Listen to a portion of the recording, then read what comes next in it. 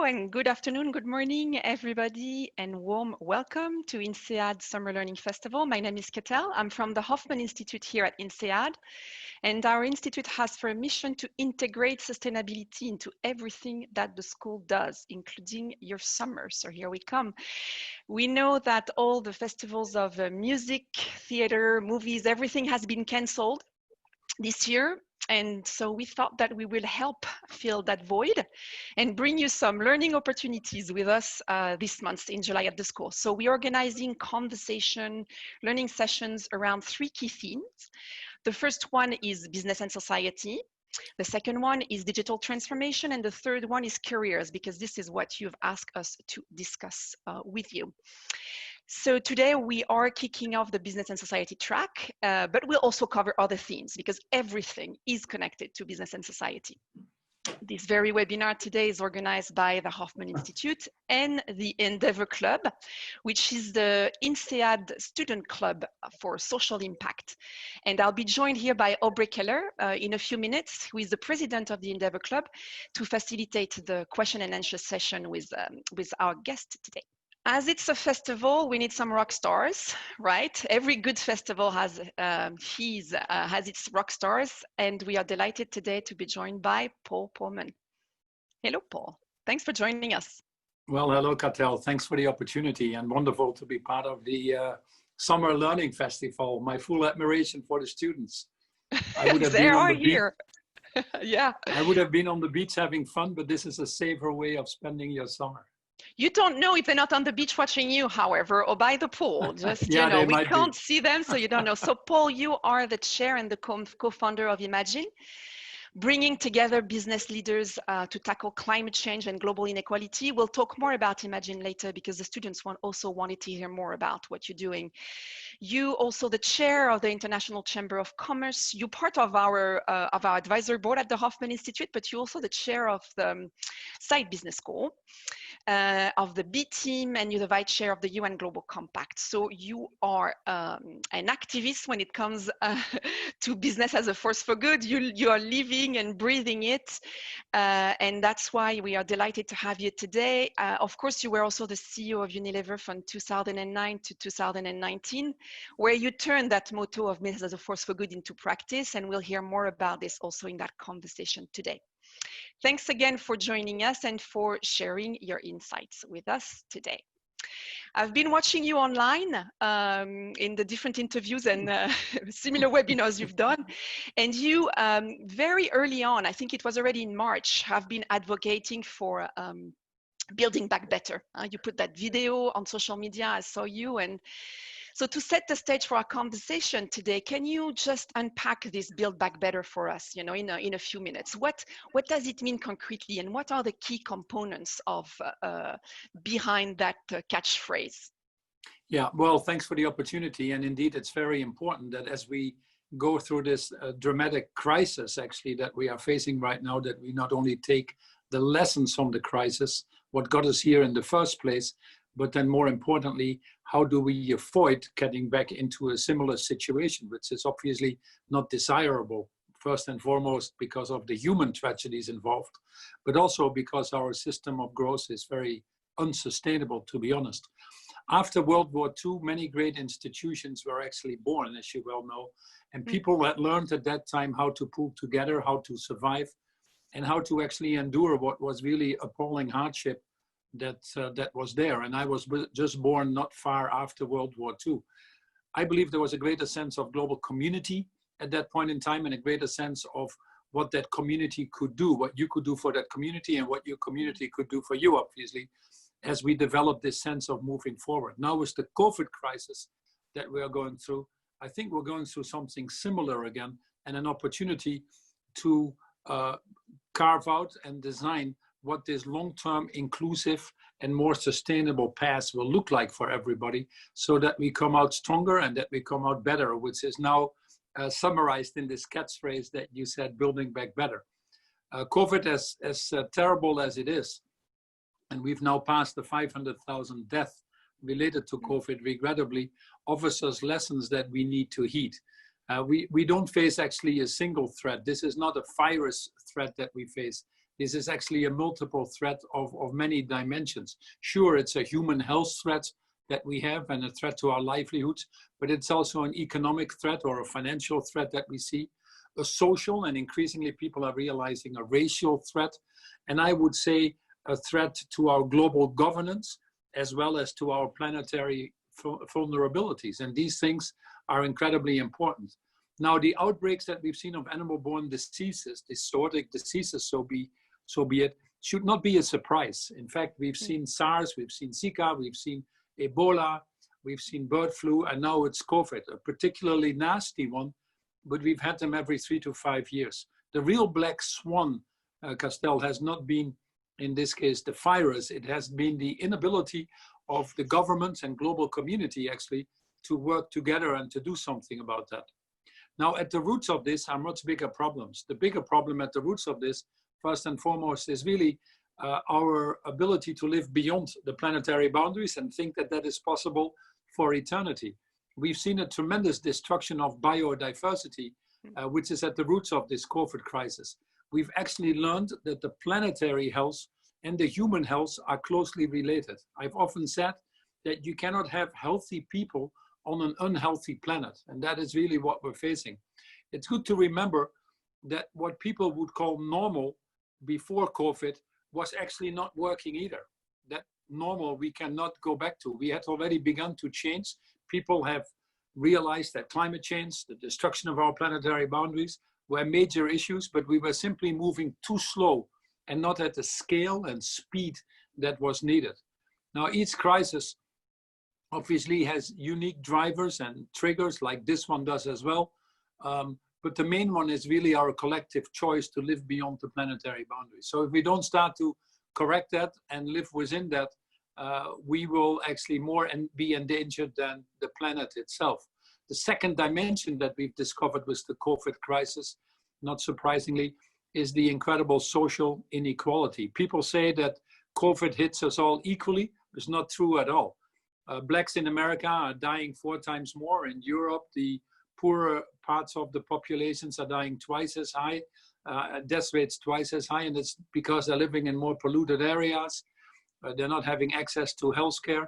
And we've also discovered that in this crisis, the social protection was for some who could go to their safe spaces like myself at home and work and be protected from the virus, and others that were in the gig economy or in the informal economy or in the daily economy, if you want to call it, workers that we need the most actually, that were tremendously exposed. And many of them, sadly enough, had no access to healthcare. And the cost of this crisis is incredibly high. Besides that, people are dying, businesses are disappearing. 30 to 40% of the smaller and medium-sized enterprises are estimated to disappear. Relationships are broken. Global institutions are strained. And even collectively, despite having spent about $10 trillion now, mainly in Europe and the US, to level the ship, we're not near the end. And we're in for a long and slow recovery, if anything. The IMF estimates that it's an economic decline this year of 4.9%. My estimate and the history of the IMF is that they will revise it several times more, and that we might actually see a bigger decline. The ILO estimates about 300 million more people in poverty. Unemployed. Oxfam saying 500 million more people into poverty. This is a crisis of dimensions, frankly, that we've never seen before. And so the key question that we have is, how do we live within the boundaries of our planet's capabilities, and how do we ensure that we don't leave anybody behind? And I think these are the two main questions. Climate change and inequality is at the origins of it, and as you said, that's the reason we started the foundation Imagine. What we now need to do coming out of this is very important. 2 things. We need to be sure that we create the needed jobs, especially amongst the young, which will be more affected by this than anybody else. And we need to be sure that we go at an accelerated pace to an economy that is actually more resilient. Now, it happens to be that creating more jobs and creating a more resilient economy actually leads you to the green economy. It leads you to thinking about spendings that go behind greening our energy systems. It goes greening our buildings, restoring our natural capital, investing in R&D and education. And many of these investments have not only higher returns or multipliers, even under Keynesian theories, if you want to, but they are also creating the better jobs, higher paying jobs, and more resilient jobs of the future. Unfortunately, with the money that has been spent, only about 20% has been spent behind the greener conversion. Encouraging signs from Europe behind the Green Deal.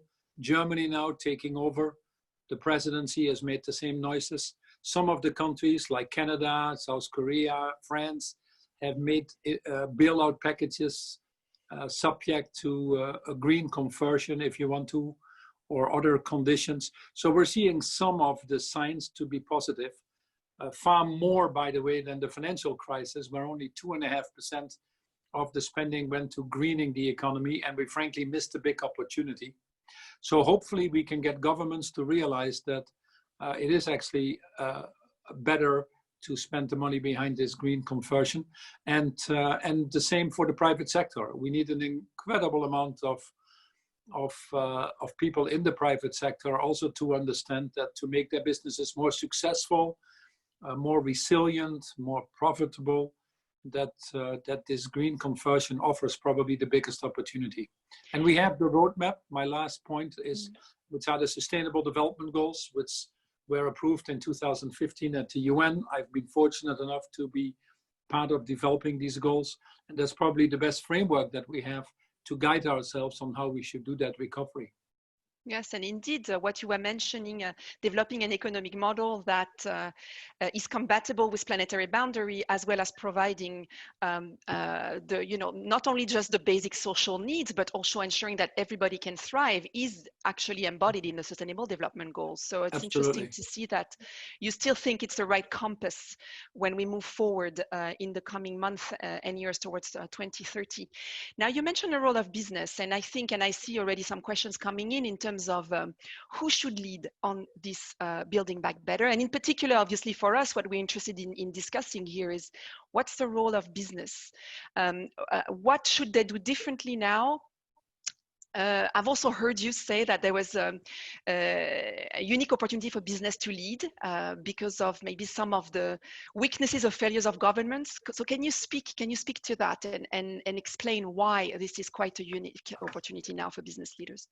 Well, it is clear that Katell, that we're going through a major governance issue, a major issue of global cooperation. Our institutions, as I referred to earlier, that were developed under Bretton Woods in 1944 are not quite working anymore.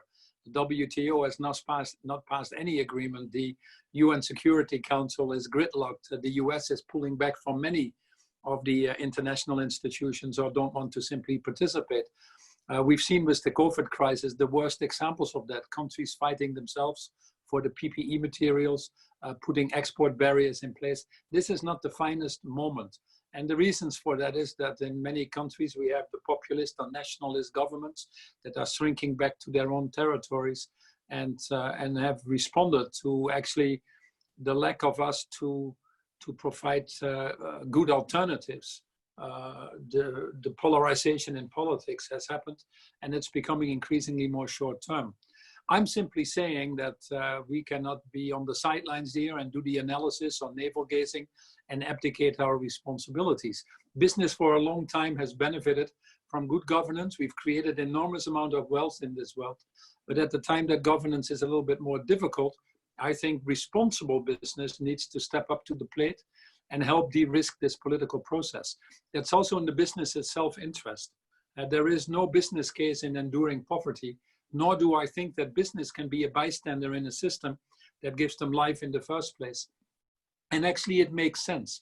That's why you see about 25% of the global economy represented by over 1,000 of the biggest businesses making commitments on climate change. Mm-hmm. Not surprising, you're also seeing that during this crisis, environmental, social, and governance managed funds that are a little bit more responsible, if you want to, tend to outperform others.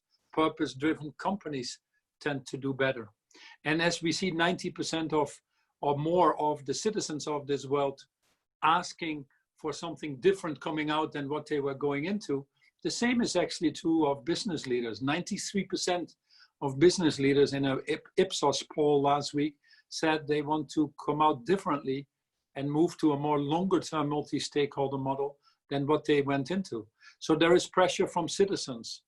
There's pressure from consumers. Mm-hmm. There's pressure from employees that you now see. There's actually pressure building up from the financial market.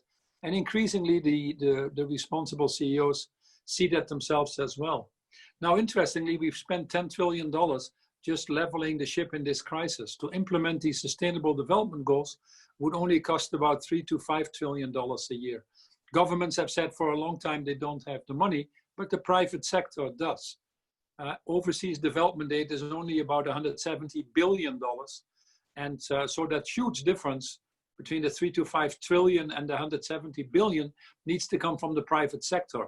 The private sector has the innovations, has the people, has the resources, has the many other things. And there's a small window of opportunity to dive into that and to exploit that. And companies that do, and increasingly more and more companies understand that, but companies that do, I think, will be very successful moving forward.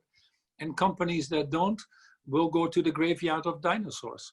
Now, like in any transition, there are industries that were already in decline that we need to be very careful not to support, and industries of the future that are more resilient that we do need to support.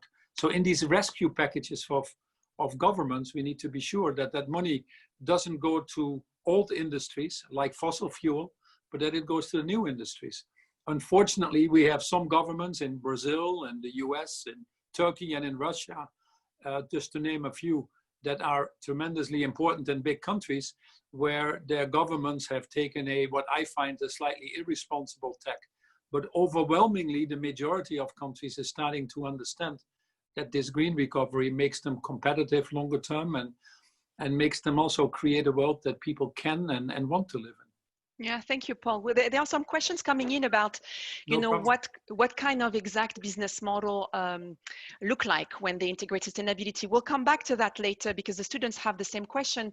What I wanted to ask you is, you mentioned this sense of global community that happened after the Second World War, and how could we rekindle that sense now? You're talking about a world breaking apart. So how do we rekindle that? And is there a role for business or business leaders in recreating that sense of community, of global community? There's a good book that actually someone recommended to me 2 days ago called Humanity by a Dutch writer, Rutger Bregman. And I just ordered it online this morning, so I need to read it. But his point that he makes in this book is that human beings are actually, you need to believe in the goodness of human beings. We first want to succeed together. We start from a basis of trust and cooperation with each other. And I think the COVID crisis has shown that at a human level, at a personal and people level, we have become more connected despite being in isolation. Some heroic efforts from across the world of people that probably were the least paid, that have stepped up to the plate the most. I'm thinking about the healthcare workers. I'm thinking about the truckers, the food workers that supplied us with our daily food, and all the other ones, often in a unstable employment contract, highly exposed to COVID themselves, have put themselves to the service of all of us. And then the local communities that have been formed. So you have to believe in the goodness of people, and I do that. And I think coming out of this crisis, we've seen more people having used this moment of reflection, which has been long enough to drive a certain habit change, to think about the way we do things, the way we consume things, the way we work with each other, the way we treat each other. And hopefully we'll go to a society that is a little bit more humane. Now, business can and has to play a big role in that. And I think more and more businesses have discovered, and their leaders as well, that there is a multi-stakeholder longer-term business model that is actually more favorable to them. They're bringing a new style of leadership, which you might call bringing humanity back, more courageous and bold in that sense, that we can talk about a little bit later. But at the end of the day, none of us can do it alone. The challenges that we have to face of decarbonizing our global economy, of restoring our natural capital, moving to a circular or regenerative economy, I would say, moving financial markets to the longer term, making our economic system more inclusive, are enormous challenges. And business is increasingly held accountable and responsible for that. Yeah. But they can only do about 50, 60% themselves. Very difficult for any business. We work, for example, with fashion industry now to go to regenerative cotton by themselves. Or in the consumer goods, very difficult to solve the plastics in the ocean issue by yourself. So businesses can do 50%, 60% perhaps. Together in their value chain, they might move that up by 10, 15% by working with their industry. But ultimately, you need to work with governments as well to put the frameworks in place, the rules, laws, and regulations that guide us in this right direction. And that is where all of our energy should go. Yeah. And so what qualities then do we need in leaders? And also people are asking about boards. What qualities are the ones that matter today in this complex situation to make sense of it, to be able to empathize and also to really push this sustainability agenda? Well, clearly the leaders that we have today are not equipped to deal with the challenges. The average tenure of a CEO has dropped below 5 years. I think boards to a big extent have failed. I don't want to insult every board member, but there are very few companies that have climate competent members on their boards, for example, let alone technology and knowledge of those. So these big risks that we now see are not fully understood, I think, with a overwhelmingly risk averse and incestuous board culture that still exists in many countries, where reputation protection is more important than doing what is right for society. So we do need to ask ourselves some very fundamental questions and need to be honest about asking those. But the leaders, as I mentioned before, of the future are going to be more human leaders that understand what the word courageous means. The word courageous comes from cœur, which is the French word heart, which means not distilling everything with numbers, but also with feelings and with emotions and working with the heart as much as the brain. I call them human leaders. They're leaders that understand the power of partnership, thinking multi-generational, that know that they have to put the interest of others ahead of their own, knowing that by doing so, they're better off themselves as well. And not surprisingly, they're very purpose-driven. They're driven with a higher sense of achievement, bigger than they themselves could ever achieve. They want to be part of something more important, and that drives them, that guides them, and that provides stability. So that's a different type of leader. A leader also that can work in this enormous complexity that we have and be systemic thinkers, as I call it, that can distill this complexity into some very simple understanding and action steps. So leaders with high levels of awareness what's going on, high levels of engagement to do something about it, high levels of humanity, highly purpose-driven. These are some of the qualities I certainly would look for in future leaders. And I know, and the reason why we're also proud of INSEAD is you are cultivating quite a lot of those. Is this, that's quite tall order, but I think it's important to have high expectations for oneself. Are we also talking about leaders who are compensated based on the impact that they do have on society? What's your view? It's not expressed in money. I've always said, even in Unilever, I got paid too much and the papers jumped on that. I never changed my salary since I came in 10 years before, but I never thought I would make so much money. And I didn't think that was important either, because I was driven by a broader mission. In Unilever's case, our Unilever Sustainable Living Plan, showing that a multi-stakeholder model where you decouple your growth from environmental impact is absolutely needed. That was received by the cynics and skeptics at that time and ridiculed. We didn't have enough data to prove that that was right. But 10 years later, we had a 300% shareholder return, and we had started hopefully a trend or accelerated a trend that moves us in the right direction. If I regret anything, was that I wasn't aggressive enough on some of the things that we should have moved faster and perhaps could have avoided many of the things that COVID is now exposing.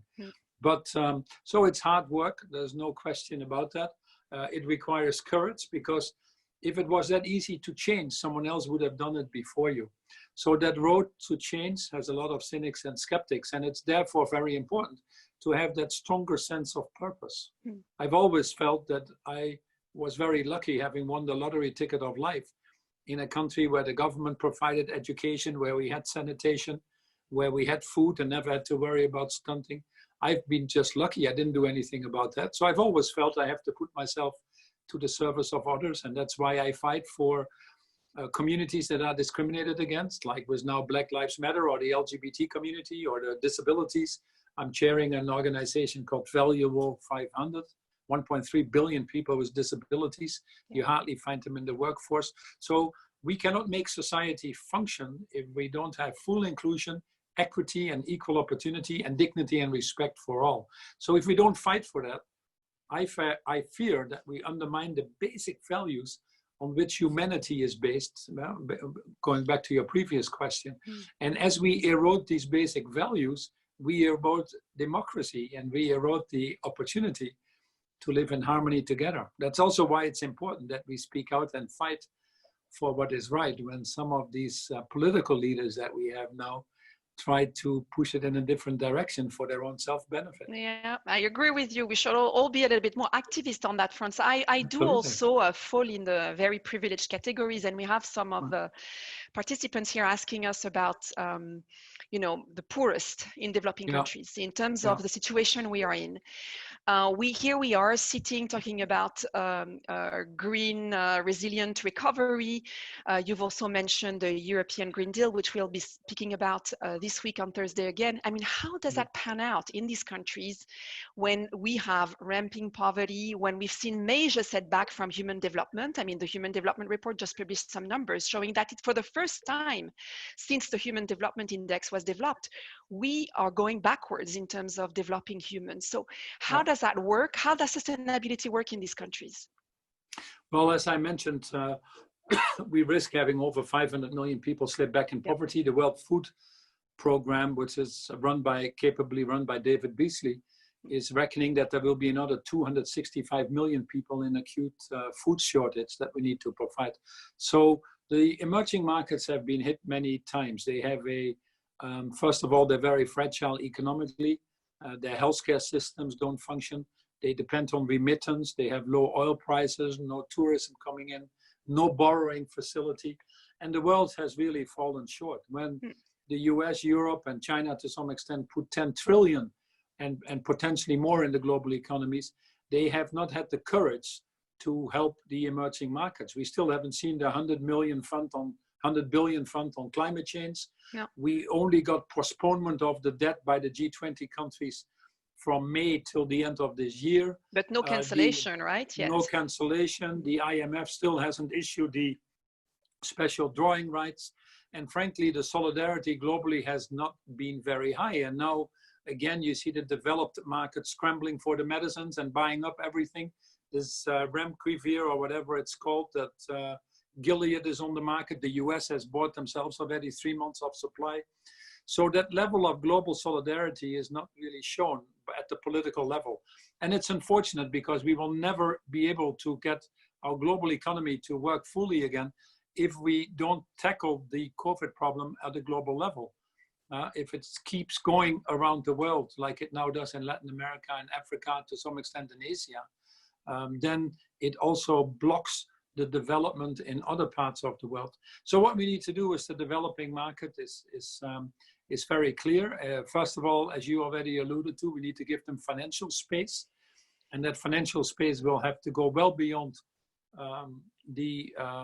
the postponement of debt payments. You take a country that is well managed, like Ghana under President Okufu, who is one of the SDG advocates with myself. But they are paying 6 times more in debt service than they have paying into their healthcare system. So these ratios need to be corrected if we want these countries also to have a chance. And as I mentioned before, we all belong to the tribe humanity first and foremost, irrespective of where we live or our skin color and all the other things. So financial flexibility is very important. Then we need to give them access to the PPE material and obviously help them with the healthcare crisis, that as much as our crisis. And then we need to be sure, again, that the economic recovery packages are in fact green. And there's a huge opportunity. Much of the growth and the cities that are being built and other things are in those parts of the world. And we actually see an opportunity to potentially leapfrog if we make these investments and do them well. If we don't, then we lock ourselves into a path that obviously is not desirable. Yeah, and maybe one could argue also that companies, in particular international global companies, have a role to play there through their supply chains as well, right? Oh, absolutely. And most of these companies that operate in these markets are aware of those responsibilities. I think one of the main issues that we need to tackle is, for example, in food and agriculture. It is very sad that the way we produce food right now is broken from all perspectives. We cut down the forests in this world. We keep the farmers very poor. 160 million people are stunted, not getting enough nutrition because they are monocrop, not enough nutrition in their first 1,000 days. Then we waste 30 to 40% of the food as if that is normal. Food waste itself would be the third biggest carbon emitter after China and the US, if you'd measure it. And then we have 2 billion people on the other end getting overweight and obese, causing one of the biggest pandemics, which is called diabetes 2. So this whole thing is broken, and we need to work first and foremost with these emerging markets to restore a food system that works for all of them. Africa is to import food, which is totally ridiculous. And we have to use this opportunity to invest in education. What you've seen with COVID, it's not only the poor that suffered from this most, and the poorer countries paying again a higher price, as I explained, but it's especially the women and girls that are paying the price. Many of the women are and on the front line of some of these jobs that we've talked about, but they are also the first that are most exposed. And often they work day and night to earn a living for their family, and then they come home and they have another one or two other jobs that they have to deal with. Yep. So education is a very important part of the investments that we need to do moving forward. Thanks, Paul. And I could go on, and we have plenty of questions coming in, but I'm going to invite Aubrey to join us now because students have been very patiently waiting for the turn to raise that question. So Aubrey, as I was saying, is the president of our Endeavor Club, the INSEAD Impact Club. Join the club if you haven't done so. He has 8 years of experience in engineering and consulting across 4 continents, and actually in impact investment fund on off-grid energy and agribusiness investment across sub-Saharan Africa. So it's a perfect transition. Well done, Aubrey. Yes, good for him. Thanks for doing that. Perfect transition for giving you the floor, Aubrey. Huge opportunity. Thanks for the introduction, Katell. Paul, I've got a few questions we've summarized from the student community and just going to ask those to you. So firstly, after you left Unilever, you started this initiative, Imagine. We're actually interested to learn a little bit more about Imagine. Where did you come up with the name, and what are some of the initiatives that Imagine is working on that are relevant to the idea of Build Back Better? Well, the name came from Yoko Ono, not surprisingly. I had an idea before I started Imagine, and was thinking about my post-life from Unilever. Obviously, I didn't like the word retiring because it sounds like you were tired before and you're tired again, and that was never appealing to me. So I had this idea to accelerate the implementation of the Sustainable Development Goals. And as Kofi Annan, a good friend of mine, had just passed on, Kofi was a lover of the arts, and the arts allows for free communication, allows to talk. It's a universal language. Sorry, I just got something in my throat. It's a universal language. You can just take a second, Paul, to drink a glass of water and to drink some water. But I ran out of it, so I don't want to leave the broadcast here, but that's okay. So don't worry, I don't have COVID. I just have something in my throat. But anyway, I just rushed my lunch before getting here on the broadcast in time. So Kofi was a lover of the arts, and my idea was, why don't we use the arts globally, all forms of art, with the Yo-Yo Ma's, with the Criscos, with the visual arts like Face Wearworth on the painting and everything, to see if we could unlock humanity to accelerate the implementation of the Sustainable Development Goals. So I went to Yoko Ono, and Yoko said, you know, you're a space transformer, and one of the things what you should do is, and she gave me this little business card actually, which says, as you can read it, space transformer. I put Braille below it, And on the back, it says Yoko Ono, that you can see here. And but she said, you know, what we should do is call it Imagine. And Imagine is very simple. It is, you may say I'm a dreamer, but I'm not the only one. And I think we need to dream this better world. And if you look at the text of Imagine, it could have been written today as much as then. We just didn't listen. And I thought, hey, it's a wonderful name to start this foundation with Imagine. Then I got into where I could build a bigger advantage myself, and where I could make a bigger difference. And I developed the current situation with Inventions Foundation, where our goal is very simple, as Katell was saying before. We think that people move in the right direction, but they're moving not fast enough. And we're focused on climate change and income inequality. And our theory of change is very simple. If you bring enough of a critical mass of industry leaders together by sector, across the total value chain, you can actually create tipping points. We started with the fashion industry, where we now have 68 companies at CEO level together that are collectively committed to implement the Paris agreements, get out of single-use plastic, move to regenerative cotton. And because we have such a critical mass, other companies want to join, NGOs want to be part of it, and governments are starting to listen. We're just doing that now with the food, where we have about 30 CEOs of the biggest companies across the value chain working on food. And the immediate issues that we have are focused on this implementation of the Green Deal, which has the farm to fork deal and the biodiversity deal in Europe, the solving of an imminent food crisis in Africa, with the locals not having helped either, and actually looking at Brazil, how we can stop the deforestation. So you talk to an individual CEO and they will say, yeah, I'd love to help Africa, but it's so difficult to work with these governments and it saps all of our energy and we have a global business to run. But now I come with 30 CEOs, we talk directly to the president. Or the CEO says, yeah, I would like to do this, and here I make my seeds available or my fertilizer, but the real problem is in collection, or it is in not having a clear signal from the market that the product is being used. Having the whole value chain there, we can solve that. So it is in putting a combination of making these CEOs more courageous, which they will become when they are collective. We call it the courageous collective, and working the whole value chain. And that's very exciting to do. I believe, having been a CEO at Unilever, I still have a capacity to convene. Long may that last, but I can also see that the impact we can have by working together on these global issues are bigger than each of us can do individually. So that's rewarding as well. Wow. Yeah, that seems like a really natural sort of progression from your role as CEO at Unilever. So yeah, thanks for sharing. That's really also a, as you talked about human leaders, really human story about the title. You also mentioned earlier in the call how ESG funds are outperforming traditional funds, the need to have purpose-driven companies.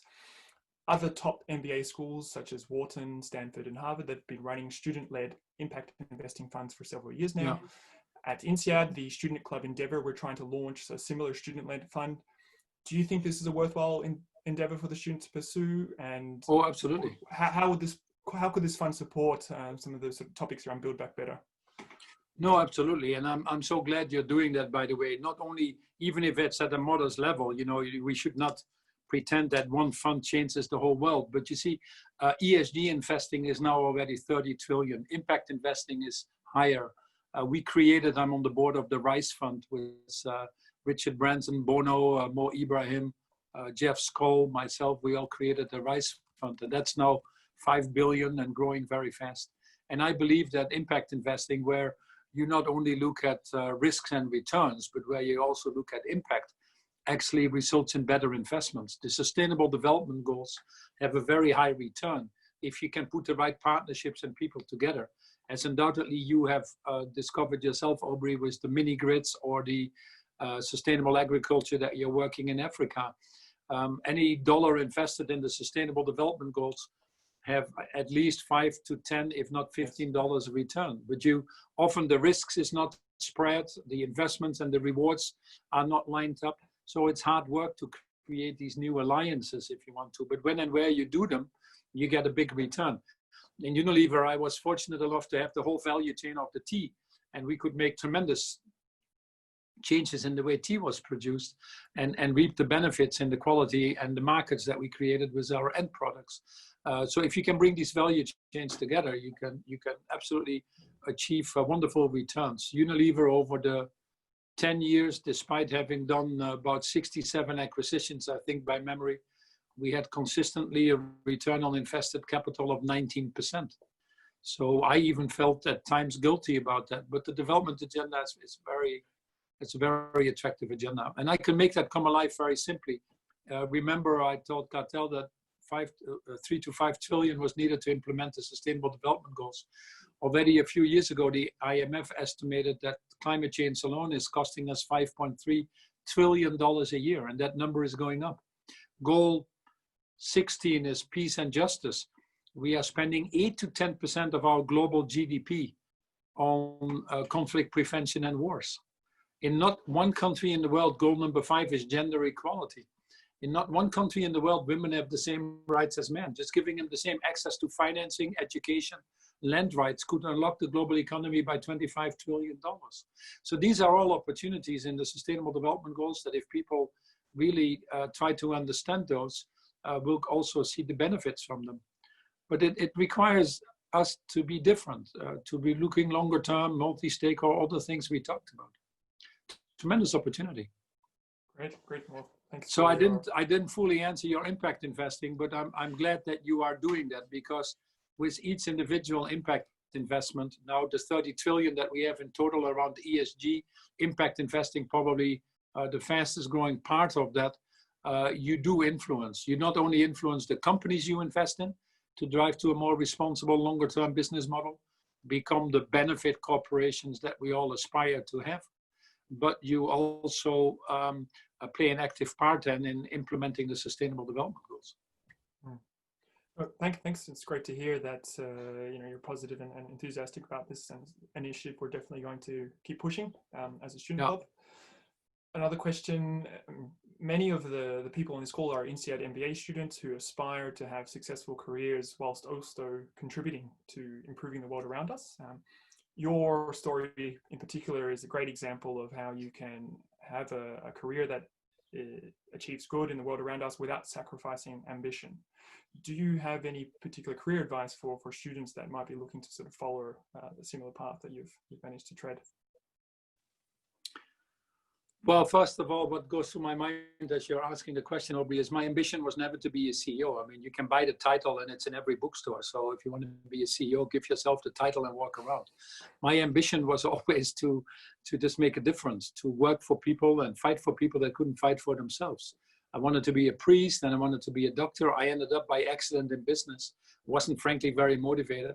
Never had as objective to be a CEO. That is a little bit of serendipity that happens in your life. But as I grew the corporate ladder and was trying to do my best, I discovered that the private sector has an incredible important role to play, but also can have a tremendous impact. And if you have the honor then to lead a company like Unilever, which is in 190 countries and reaching 3.5 billion consumers a day now, yeah, you can actually put that force as a force for good. We set ourselves a goal to improve the lives of 1 billion people just by simply with hand washing, or reaching 100 million people with self-esteem, creating 5 million jobs for women in the value chain. All these things you can do because of that size and scale, and also in advocacy, trying to drive changes beyond your company. The reason I stayed for 10 years, I might have been bored earlier, but increasingly I could put the company's scale and size to use to drive transformative change. So my advice to people is, pursue your purpose and your passion. Why are you here on earth? Why do you get passionate about?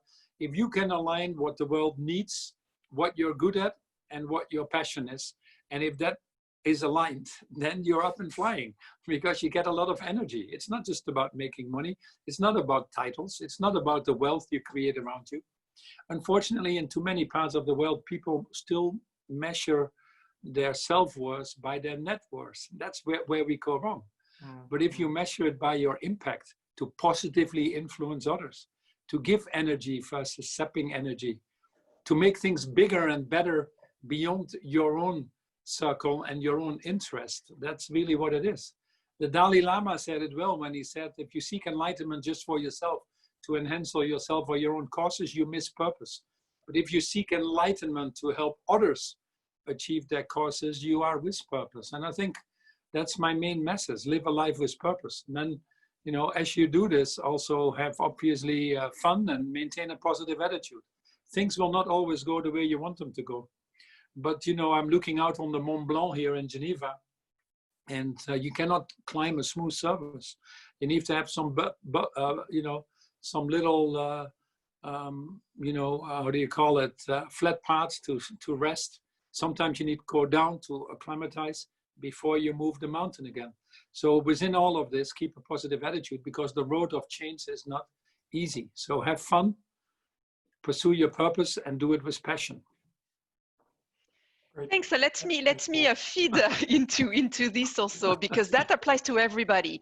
That really can apply to all of us. And the question then that comes naturally is that change doesn't only have to come from the top, right?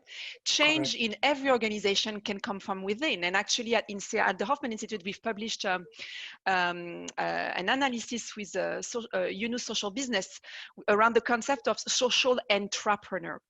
So based on your experience at Unilever and with all these other companies you're working with or working in the boards of, how does that work? What, for really an integration of sustainability, what needs to come from the top? What needs to come from within? What's the critical mass that we need? What do we need to happen in a company? Yeah. So I also, it definitely, your point that it doesn't come from the top alone is absolutely important. I mean, it actually comes from the bottom. From the bottom is where everything happens, where the people live, where the actions are implemented. We are often at this big abstract level, you know, build back better, and making broad statements of canceling debt, but it's really on the ground with the people every day.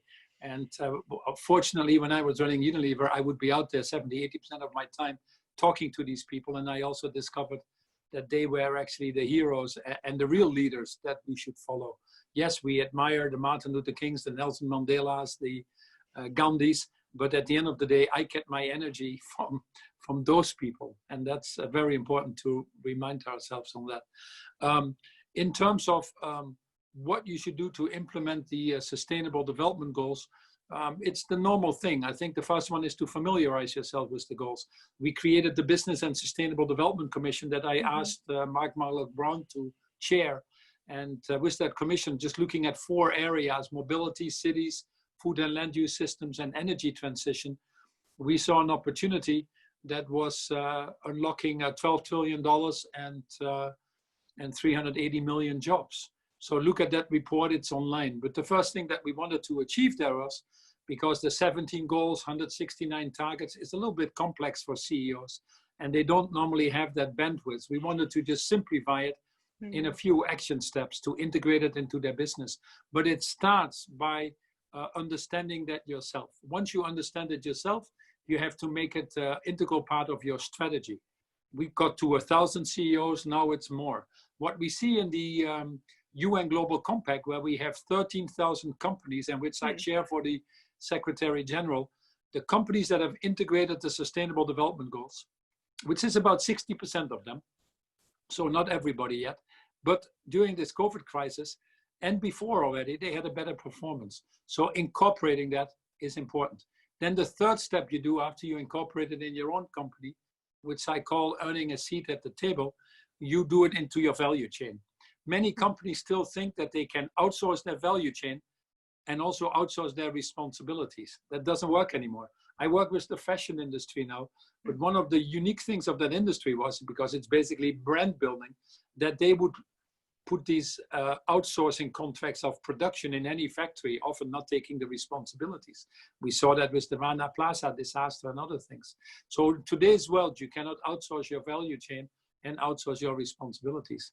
And then obviously, once you have done that in your value chain, in your own house and all that, then I think you need to start to become a little bit more involved in the transformative changes. I think the real companies that are going to survive long-term are the ones that can show that they make this a better world, that they put themselves to a bigger service than what is in their own interest.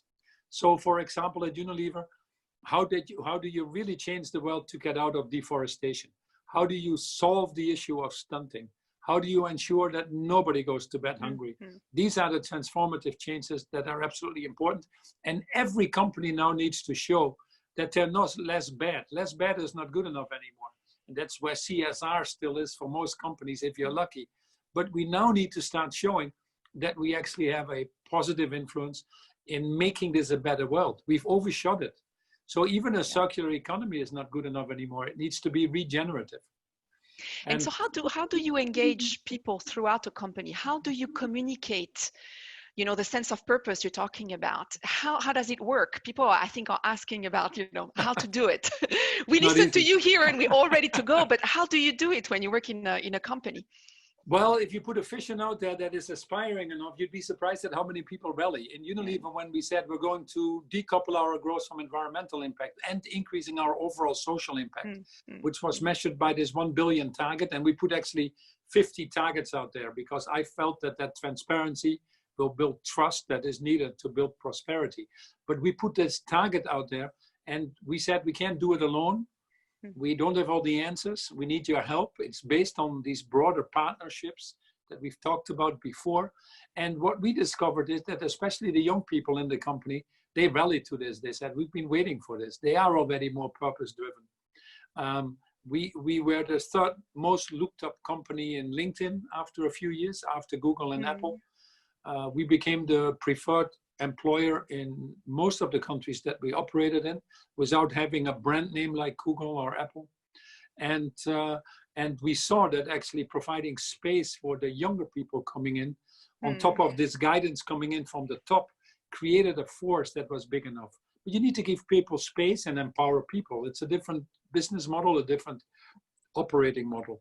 I spent more time actually talking to people, explaining our vision, providing the room. One of the reasons why we stopped quarterly reporting, why we stopped giving guidance, why we moved our compensation to the long term, is to provide that flexibility for people to start to behave differently.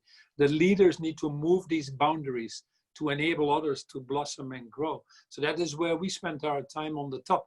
But then what we saw was that need, that vacuum, if you want to, got pretty quickly filled when people started seeing the benefits. And for us, it was with brands.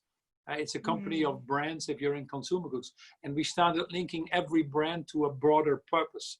A brand like Domestos, a toilet bowl cleaner, set a goal to build 100 million toilets. A brand like Lifebuoy, a hand washing soap, wanted to save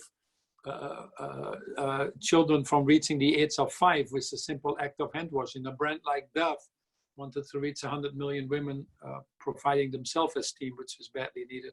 So every brand had this strong social purpose that actually makes the brand stronger, makes it more relevant because it's catering to a need in society. It makes your company outside in versus inside out. So we saw our innovations go up. We saw our motivation go up, our engagement scores going up. We saw the brands growing faster. The brands that we saw having a higher purpose, even in our classifications, were accounting for 50% of the company's growth, and they all had higher profitability. So I think people started to see the benefits with the results coming in as well. And then it creates this virtuous circle that you need to celebrate. Not easy to do, but easy to see when you have it. Well, and it's interesting how you mentioned this importance of the alignment between, you know, the areas you will engage with and the goods and services that you're delivering. Hence, the importance of looking at the SDGs and those that are material for your company so that you can really pursue that alignment. I see our students, I'm going to bring Aubrey back because they have more questions for you on how you engage, those who might be less convinced. Go ahead, Aubrey. But that engagement, that alignment that you say, when what you think and what you do, when what you think and what you say and what you do are aligned. It creates enormous energy in every human being. And that's really what we're talking about. Sorry to interrupt you. We'll go to Aubrey. No, that's fine. It resonates with people. So yeah. Aubrey. Yeah, what I was going to say, and I think, I mean, your point's definitely relevant, Paul. Earlier on, you talked about, you know, all these reasons and you know, emerging evidence why thinking about social and environmental concerns is something businesses need to do today. However, you also mentioned, we have this issue of partisanship, and we can't leave, people behind. We need to work on these problems together. How do we convince or better engage those who still value shareholder primacy over social or environmental concerns? Is it just as simple as communicating these facts, or how do we really bridge that sort of that gap of engagement and collaboration? Well, start from the premise that nobody is wrong and that you need to understand other people's points of view, even if they're different than yours. The reality now is that in the latest polls that we look at, that the majority of the CEOs have understood that the longer-term multi-stakeholder model is better. They also want to take more responsibilities. They understand that a more gender-diverse company performs better, a company that internalizes the carbon challenges and disclosure, puts a price on carbon, etc., performs better. Now that we have a racial dimension, if you respond to that better also inside of your organization, you'd be more robust and more resilient. I think most of the CEOs start to understand that. And even the ones that don't understand it will get the message from their employees. There are now major companies in the world where employees are walking out. That's why Bezos became interested in climate change, not because himself he got the revelation waking up one morning. So, and you see the same with Facebook now. Look at Facebook employees walking out because of the supporting the hate speech and all the other things. So this is a major wake-up call for CEOs that were on the sideline, and I think overwhelmingly you see CEOs moving in that direction. But as I mentioned before, right in the beginning, 20 to 30% of the SMEs, for example, which is the bulk of the global economy, it's not only these big companies, 30% of the SMEs are going out of business. And the priority for these people is the liquidity. So, they don't have any business, they can't pay any salaries. They often have a very small cash buffer. So there are some behaviors that need to, some conditions that need to be there to not have the wrong behaviors. And then, all the CEOs are human beings, and there is a small group of them that look at their own interest. I still am appalled at CEOs where their companies are asking for financial help, but they're giving themselves big bonuses, or where they're filing for bankruptcy, they've taken money out before, or where they fire employees by Zoom to then pay dividends to their shareholders. But increasingly those CEOs, which exist, but those CEOs are being called out. They're being publicly called out. They're being shamed in the papers. Read the moral column in the Financial Times. And I don't think these companies are going to be long-term successful. So there's an automatically weeding out. In fact, the companies, I would argue, that have been very narrowly focused on shareholder primacy going into this recession are the ones that are struggling the most. You thought it was great to put your tax base in one of these islands, but no government is going to bail you out. Why should a US or a British or a German government bail you out when you have your tax base in Ireland or in one of these tax havens? Or companies that have only done share buybacks and special dividends, the Boeings of this world or many of the other ones, they are now tremendously stressed and have to call in lines of credit or have to submit to conditions behind their funding that they otherwise wouldn't have done. So I think you'll see that shakeout, but you'll also see that shake up to drive the right behavior. If there's a small group of companies that doesn't get it, which there will always be, then you ultimately need to work with governments to put the right frameworks in place to not have these free riders. But I will continue in my capacity to call them out and try to change them, hopefully for the better. But, but life is, there's still cars speeding on the highway, but we're not going to all get excited about that. We just give them fines now and then. And I think that will continue to happen by people that push the boundaries. But the majority, I now think, is ready to move in the right direction, provided the right frameworks are there for them to do so. So it very much needs governments as well. Yeah. And we're going to have to wrap up. There's still tons of questions coming up. I'm going to pick one because I think it comes up several times. It's like, why are you not going, or why didn't you go into politics? Fix things up on the other side. Well, we are all part of making society function, and in whatever capacity, you have to do that in where you can make the biggest difference. And in the capacity that we have now with the work we're doing with Imagine, with the other organizations I'm involved in, we can certainly help de-risk the political process without having to deal with the downsides or the frustrations of a political process, which I'm certainly not good at. So you need to understand your strengths and your weaknesses, and that leads me to what I'm currently doing for maximizing my impact. And that's what brought me to this, and I'm very happy with that. And that's fantastic. I have all my lights blinking all over. That time is up, Paul, even though we would like to keep you longer. But you'll come back. One of the things we can do, Katell, is if there are any other questions that are burning, why don't you just fire me an email and I'll get back to you. Anybody who wants to work for a better world definitely has my support. Thank you. We'll do that. We'll channel whether really a big round of digital applause for you, Paul. Thank you. Thanks for being our guest today. Thank you to the Endeavor Club and all the students who've joined us today. Thanks to the A team who you do not see and yet are doing all the work at the back end. We're very lucky to have them and have had them for all the webinars we're organizing, about over 35 of them and more in the summer. Stay connected with us. You can continue the conversation on the LinkedIn group. Make sure you fill in the Qualtrics survey you will receive, because we need your feedback to realign and to make sure we provide you with the conversation you want. We will discuss this Thursday the European Green Deal with Frans Timmermans. So some people had questions about that. Come back on Thursday, then we will discuss food, sustainable food and land uses later in the month, equity, inclusion and diversity also later in the month. Join us. The book that Paul mentioned was Humankind. I made a mistake when I responded online to the Q&A. Thank you, everybody. Stay safe and healthy, and we'll see you soon at the INSEAD Summer Festival of Learning. Thank you. I'll be listening into some of them. They sound interesting. Thank you, Paul. Insightful insights. Thank you. Thank you.